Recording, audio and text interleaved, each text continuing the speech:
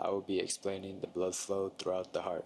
Using this model here, you can see that one side is blue while the other is red.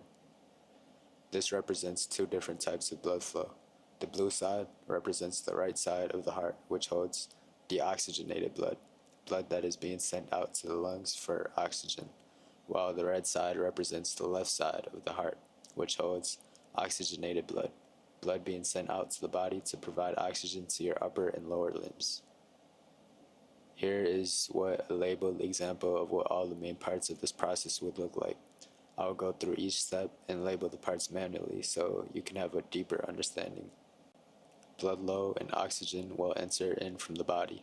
This is blood that has already delivered oxygen to your limbs and is coming back to refuel, essentially. This blood enters from the superior vena cava and the inferior vena cava.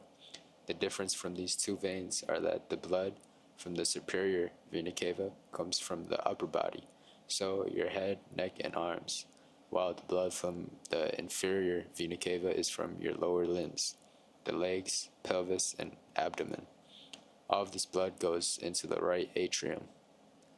The right atrium is one of four chambers of the heart.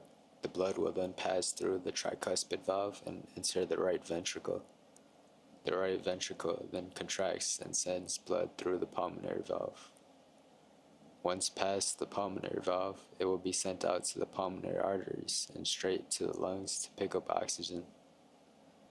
Now, oxygenated blood will return from the lungs and enter the pulmonary veins.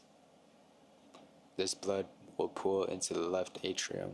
It will then pass through the mitral valve, entering the left ventricle. From here, the left ventricle will contract and send the blood past the aortic valve and into the aorta, which is the largest artery, delivering the oxygenated blood throughout all tissues in the body. This is the completed labeled version of the blood flow process. You should now understand that this is just a repeated cycle. Blood returns deoxygenated and leaves oxygenated.